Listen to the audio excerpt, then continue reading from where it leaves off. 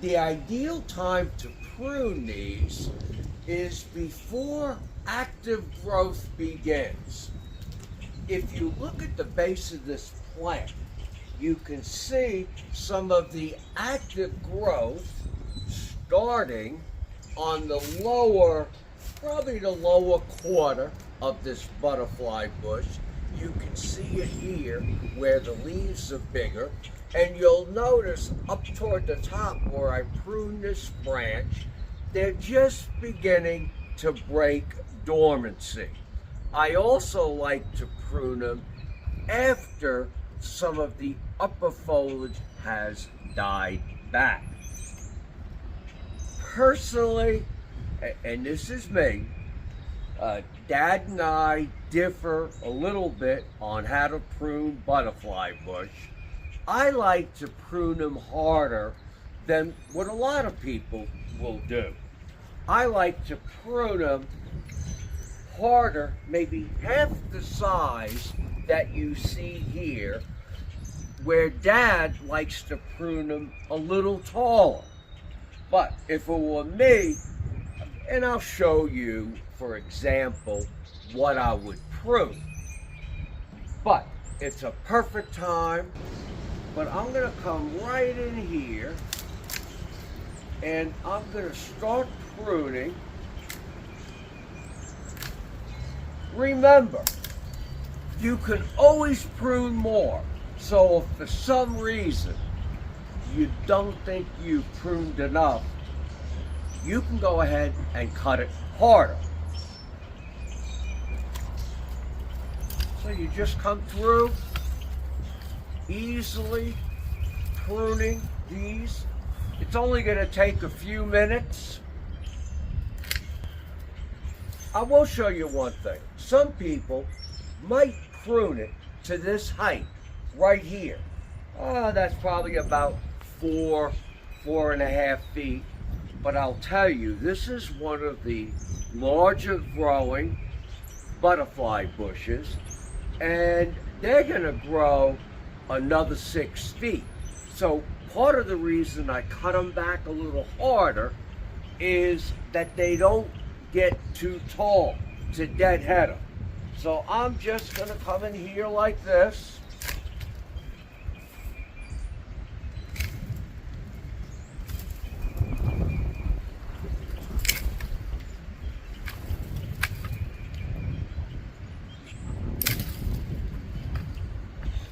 And it's just that easy.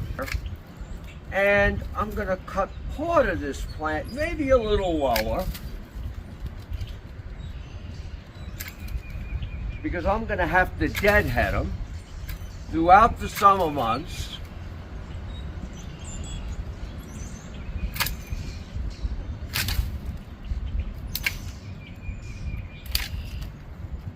And this one here, I'm going to prune halfway, just like this. Now, I will show you, for example, I prune butterfly bushes a little harder. So, if this is in my dad's garden, but if this was in my garden, I would come in right here, and here's new growth here, but there's new growth coming from the base. I would come right in and cut it there. I would cut this stem that far back. I like to regenerate more basal growth. So you're going to come in here to finish this. Then I would fertilize and mulch it. I prefer pine mulch. And when it comes to fertilizers, I prefer sort of slow release fertilizers. They can be organic. That works well. And now this branch right here, I can tell is dead. So you want to make sure that there's any dead or dying stems or growth, you remove it. But when I showed you earlier that I like to prune them short, let me just reach in here and remove some of the daffodil foliage.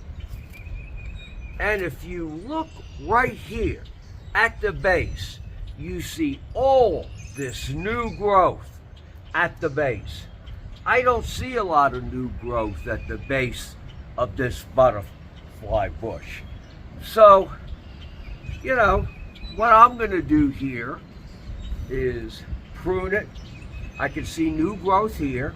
I'm going to come right in like this and prune this a little harder, because really for long-term survival, this is a butterfly bush that's been in the garden for 35 years, could be 40 years, and I want it to live a long time. So I would come in here and prune it harder,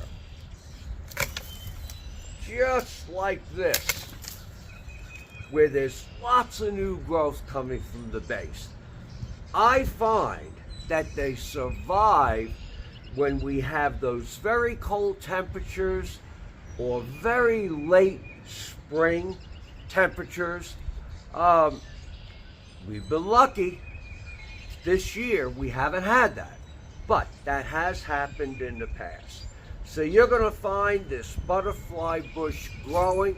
It's probably going to grow to about this high, and I'm going to dead pet it throughout the entire year, and it will bloom all the way through, hopefully, the end of November. This is a great pollinator plant.